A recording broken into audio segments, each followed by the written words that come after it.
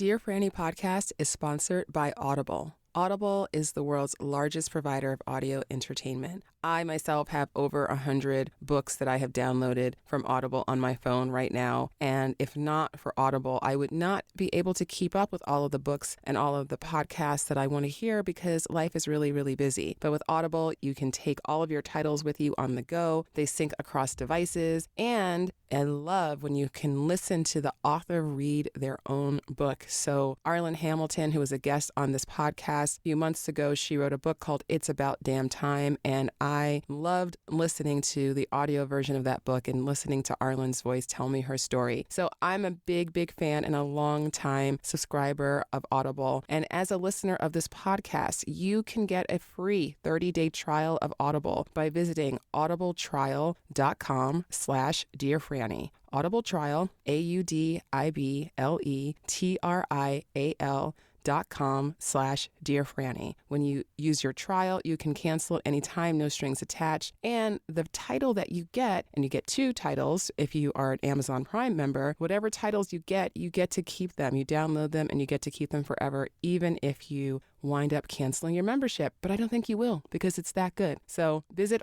audibletrial.com/dearfranny. Hello and welcome to Dear Franny, the podcast of uncommon conversations about love. I'm your host, Francesca Hogi. Hello. The subject of today's episode, which is really about how to get a love-attracting mindset, how to really have that mindset that really, really supports you in your quests for love and your journey for love. It's so, so important. So what do I mean by mindset and this idea of love mindset? So basically what your mindset is, whether it's about love or anything else, and we have, our mindset can be different somewhat from topic to topic, but whatever your mindset is, it is basically the filter through which you see possibility and reality. And what is your reality? So if you have a growth mindset, then you are going to see opportunities and challenge. You're going to, make mistakes and then decide, okay, I want to learn from these mistakes. I want to grow. If you have, conflicts in your relationships, you're more likely to say, okay, let's see how we can work through this. That's more of a growth mindset. If you have a more closed mindset or negative mindset or victim mindset, then you're going to see in every challenge more confirmation that, life is so unfair, or that this always happens to you, or that this is always going to happen to you. You see less possibility in things because everything that you're experiencing is being filtered through your mindset. And that's not a judgment, by the way, because we all have mindsets that serve us at times, and we have mindsets that don't serve us at times. So this is not a judgment, but this is just starting to understand the difference and how it can really help you. Because when it comes to love, your mindset is actually everything. It's actually everything. I mean, honestly, so many people ask me, okay, which dating app should I be on? Or, what should I say in this text message? Or where should I go to meet more men? Or, all of these things that are really valid questions. And by the way, I've had those questions in my life, and, getting the answers to those questions is certainly important and part of what I do. But the answers to those questions really do not matter if you don't have a mindset that's really going to support you in a productive way towards the relationship that you actually want. So mindset is, it's a combination of your beliefs, your trauma, your experiences, your conditioning, just your habitual way of thinking and seeing the world. And so when it comes to love, you can think about, all right, what is the conditioning that I've absorbed? What are the messages that I've gotten? What's the trauma that I've experienced? What are the beliefs I have, the fears I have around love? Understanding those is really, really important because that's how you can start to recognize the ways in which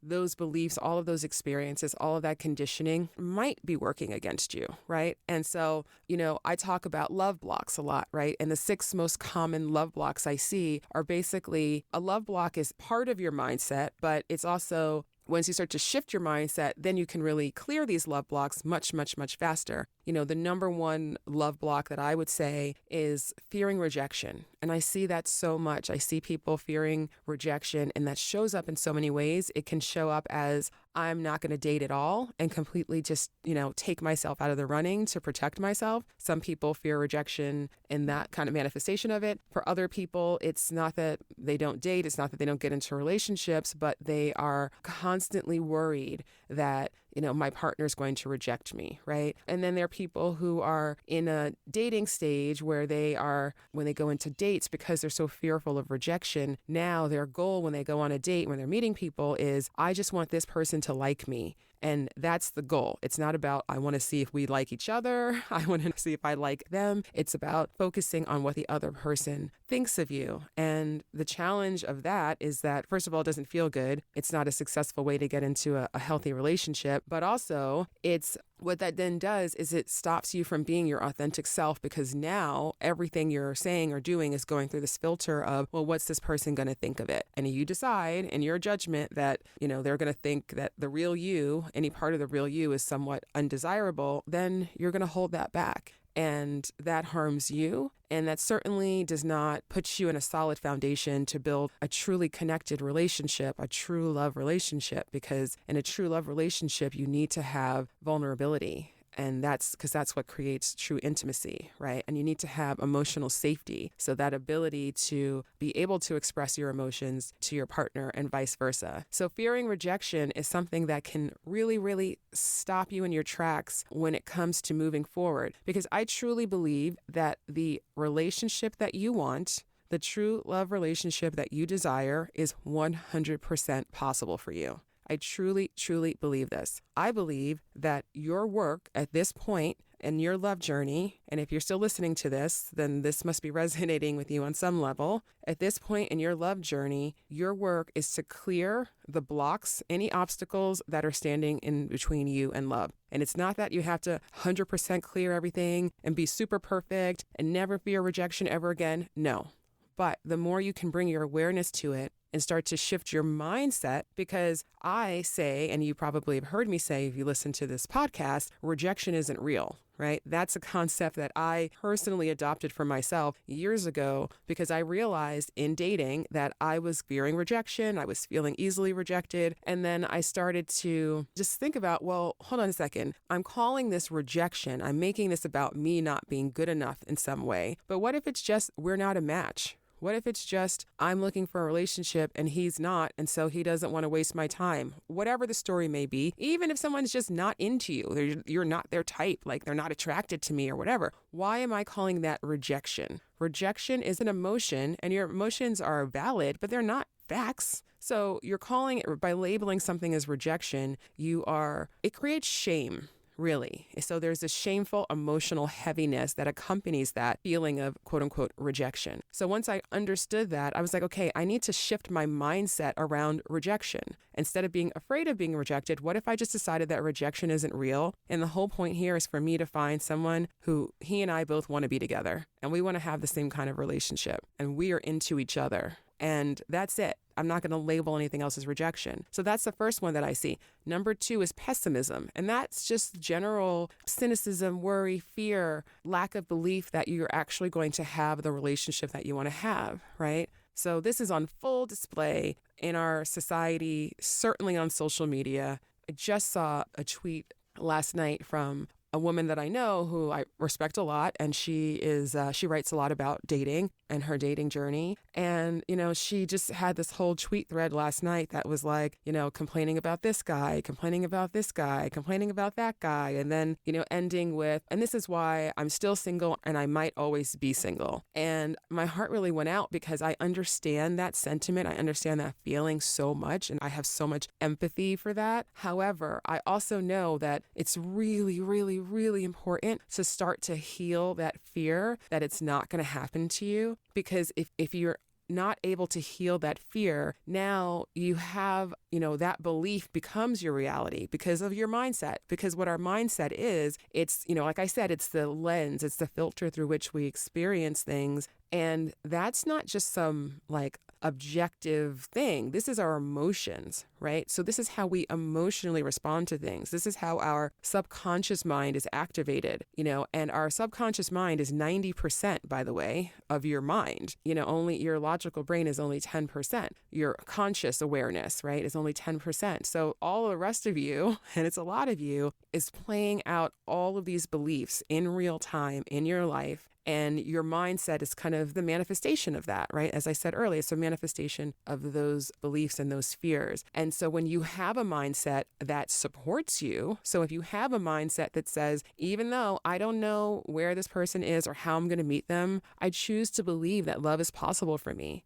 If you can start to cultivate that, not as a way of just overriding the pessimism, but just at least to consider that possibility, consider the possibility that maybe even though you feel this way, even though you've had a lot of experiences that, quote unquote, validate or confirm these feelings, what if you were able to see it in a different light? You wouldn't have the same reaction to it emotionally. It wouldn't feel the same way if you were able to shift your mindset. And trust me, it won't feel the same way when you shift your mindset. And when it doesn't feel the same way, then the old story of I'm never going to have it and it's never going to happen for me, or it's too late, or if it would, if it was going to happen, it would have happened by now, or all men are trash, or all women are trash, or whatever that pessimistic belief is, those beliefs cannot continue to exist if you don't have the emotional confirmation of them, right?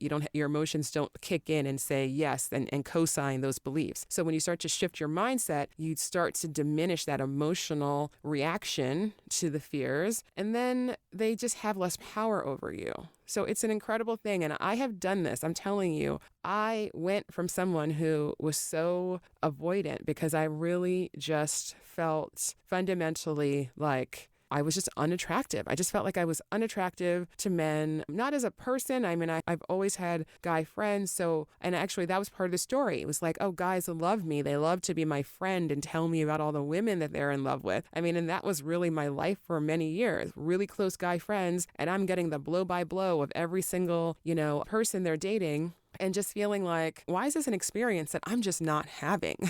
Right. And so that was something that I got stuck in there for a long time. And then luckily I started to question. I started to say, well, maybe there's something I can do here. Maybe this isn't just about me being, fundamentally undesirable in some way. Maybe this is actually, there's something else going on here. And that's what I just encourage you to consider. Maybe there's something else going on here, and you don't have all of the answers. You don't have it all figured out. You don't know exactly why you haven't met that person yet, or why you have that dating pattern, or why even trying to date feels so scary to you. Even if you don't exactly know every single why, you can at least start to consider the possibility that you don't have to feel that way, and you won't always feel that way. So that's 2. And then the third one is feeling unworthy. So this is just the feeling that you are somehow unworthy of having what you want. And I've talked a lot about worthiness in this podcast. I won't go too deep into it because it's such a long conversation in and of itself, but it's important to understand that our belief in our worthiness is not something that exists in our rational, logical minds, because our rational, logical minds, it's very easy to say, hell yes, I think I'm worthy. Why wouldn't I be?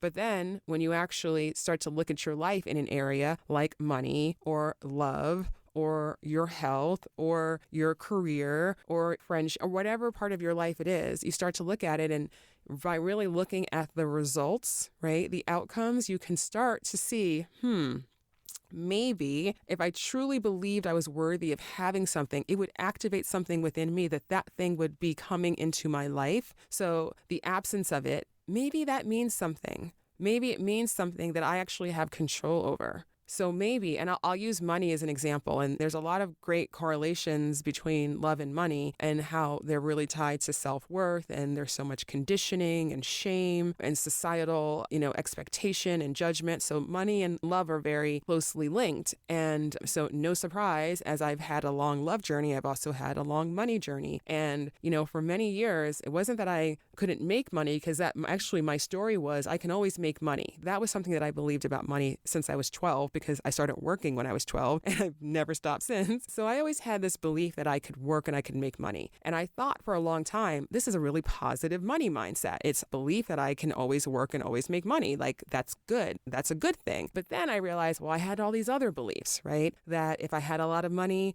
then I wouldn't know what to do with it. And I was fearful that I would squander it. And I had these other beliefs that, it didn't matter for me to take care of the money that I had because, I can always make more, right? And so there was all of these other things that I had to start to unpack. And once I drew my attention to those things, then I was like, oh, wait a second. If I truly believed I was worthy of having financial abundance and security and, having all of my needs met, the needs of my family and all of that, if I truly believed I was worthy of that, wouldn't my financial situation look different? Not that I would be a billionaire necessarily, but wouldn't I have less debt? Wouldn't I have more savings? Wouldn't I, be really honoring and caring for the money that I have and investing it? And wouldn't I maybe be buying things that really enriched my life versus things that are more about status and look what I have, right? So all of these things, when you really start to interrogate it, it's like, maybe there's something here. So the great news about self-worth is that really your feelings of self-worth really follow the actions of self-worth. So beginning to behave as though, to the best of your ability, right? What would I do if I truly believed I was worthy of having this thing? Because if you truly believed you're worthy of having this thing, then you would at least investigate it, right? You would at least take the time to make sure, right? But once you start to take those actions, and even though it's not about taking a perfect action, but starting to ask yourself that question, okay, what would I do if I believed I was worthy of this? The more you take those actions, the more the feelings catch up. So the feelings really follow actions when it comes to unworthiness, or when it comes to, both, when it comes to worthiness. So if you continue to behave in ways that are coming from a feeling or fear of unworthiness, then you're going to continue to deepen your belief in your unworthiness. So feelings really follow actions. Then the fourth thing is self-judgment, right? So self-judgment, that is that lack of compassion, that's criticizing yourself, that's beating yourself up, all of that negative self-talk, really, really part of being human. But that is another love block. Because if you're constantly judging yourself, then what you're doing is you're creating shame. And once you create shame, now you have a whole other problem. So here you're a single person and you want to be in a true love relationship. Awesome. So now, okay, I want to be in this relationship. Where am I in my life? Where do I want to be? And what steps can I take to get myself closer there, right? Like that's something you can approach in a very, very proactive way, right? That's what I do, right? As a love coach, that's what I help my clients do. Approach that in a very proactive way that just moves you forward and gets you there faster, right? Now, but if you're judging yourself, so say you're going, oh, I can't believe I'm 40. I thought I would be married with 3 kids by now. I'm still single. There's no one in sight. Like, I'm so embarrassed. I can't believe this is happening to me. I failed. Okay. Now, all of that negative self-talk, all of that judgment, that turns into shame. So now it's not just you, a person on your love journey, trying to figure out how to get closer to that true love relationship. Now you're trapped in a shame fog. And when you're in a shame fog, you cannot see clearly. You can't see clearly through the fog. And so it is going to look to you, because you don't understand that you can't see clearly. You're going to be like, I get it.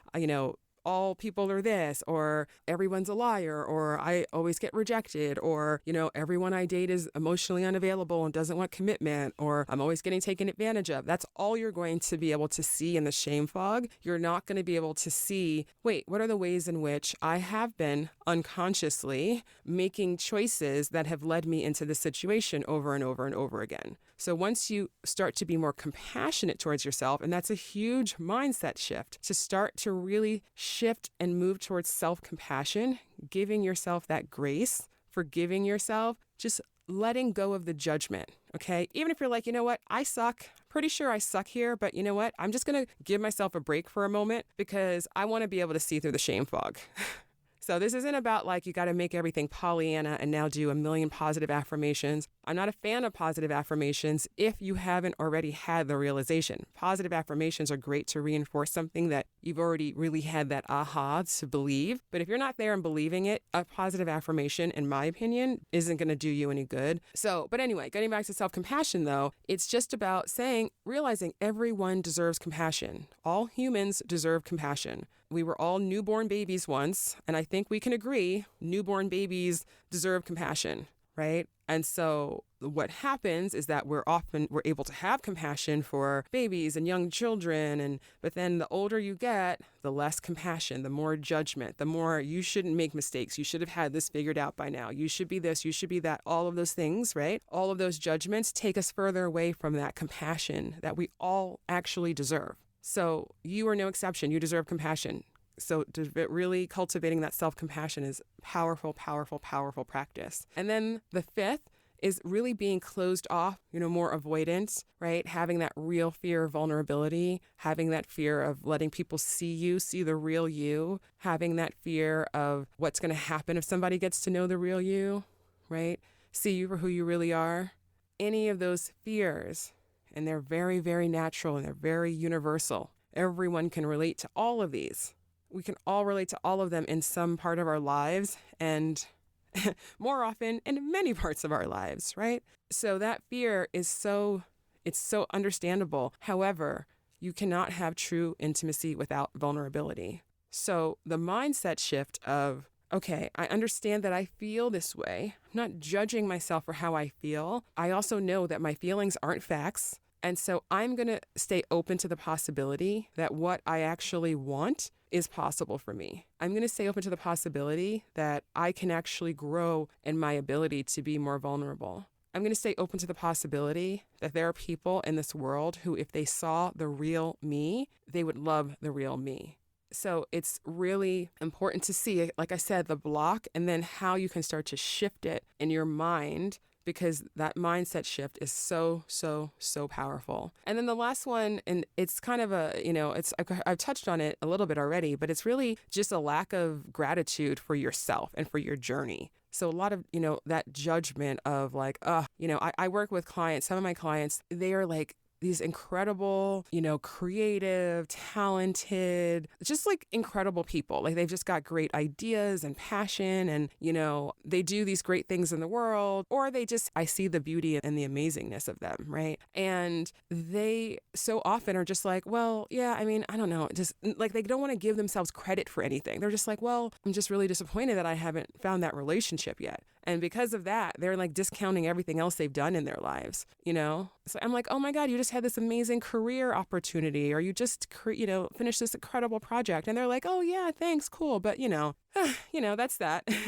And there's no gratitude. There's no, self-gratitude, right? There's not, that mindset is one in which you can't see the ways in which all of the things that you're doing are great. You can't see the ways in which all the experiences that you've had have lessons to teach you. And if you are able to look at those lessons and be grateful for those lessons, that's going to make your life better today.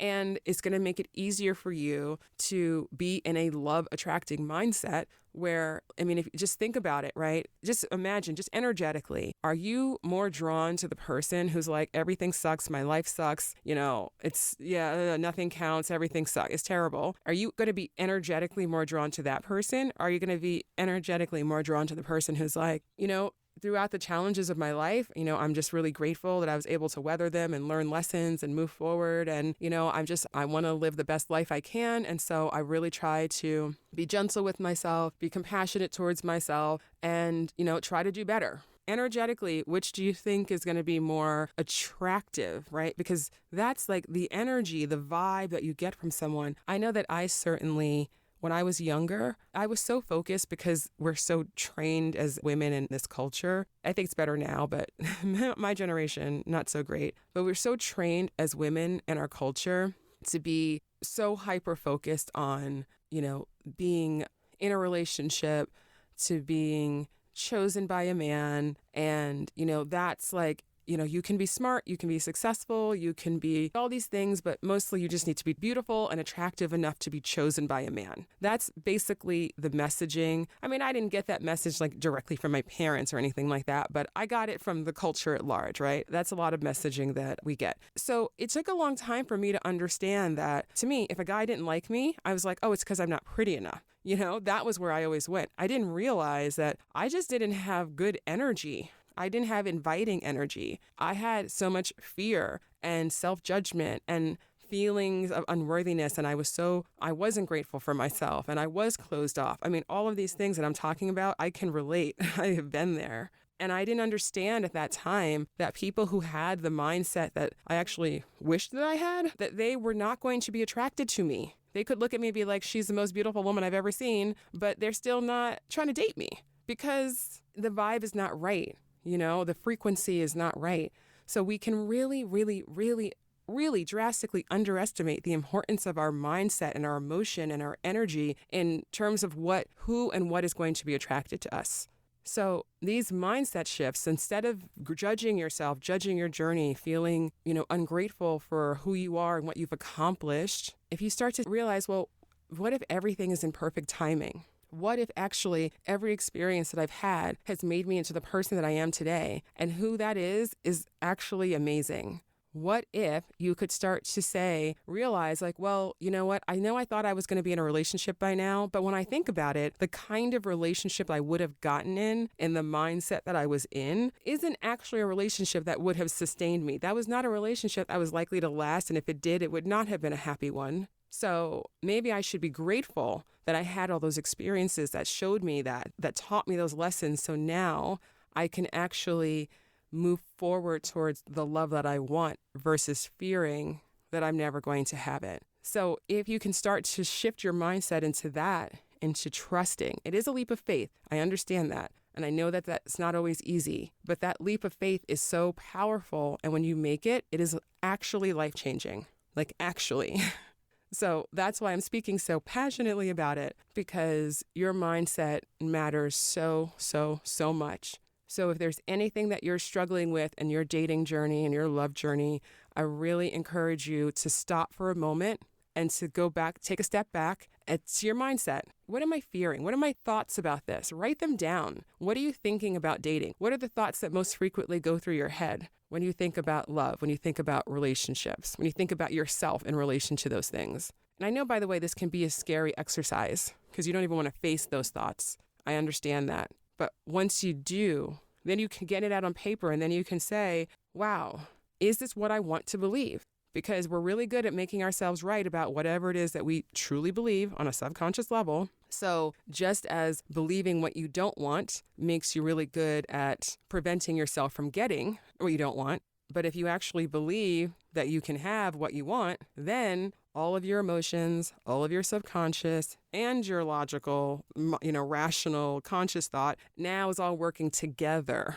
to get you what you want. So that is so, so important. And that's why I talk about this. I talk about belief. And by the way, when I started coaching, I was all about the texting and the flirting. And this is what you say in your dating profile. I was all about that when I started coaching because I didn't know yet.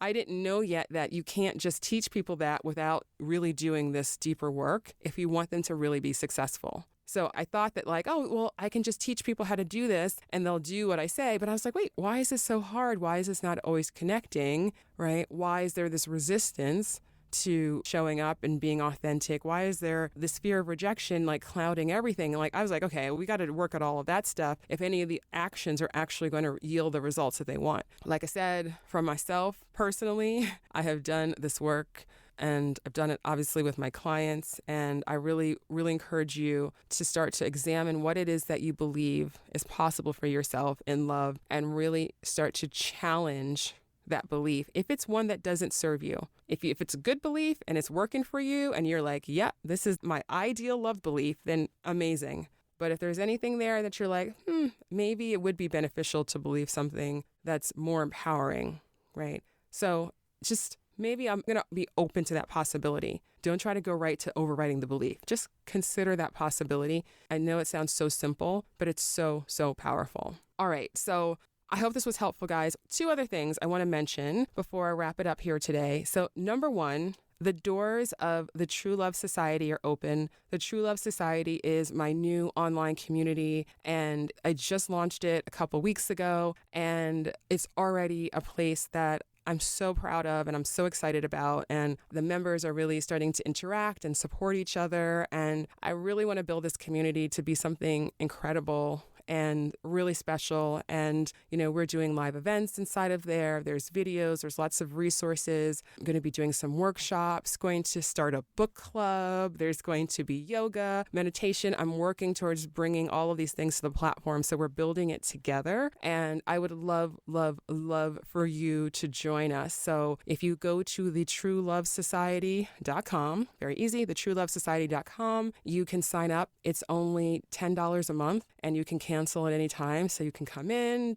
do some videos, get some support, have some events. And if you're like, not for me, then you can cancel it and you've paid $10. But hopefully, you're really going to connect with the community and, want to stay and grow with us. So visit us at thetruelovesociety.com. So there's that. And then the last thing is to just remind you, if you haven't already, subscribe to the podcast, rated the podcast. Please do so now. I'd really, really appreciate it. Thank you so much to all of you who have. Thank you to all of you who've written reviews. I see you. I appreciate you. Thank you so very much. And if you haven't done that yet, I still appreciate you, but please do rate and review the podcast. And, actually, you don't even have to review it. That's extra credit. If you subscribe and you rate it, you can just tap 5 stars, hit subscribe, super easy peasy. So thank you for that.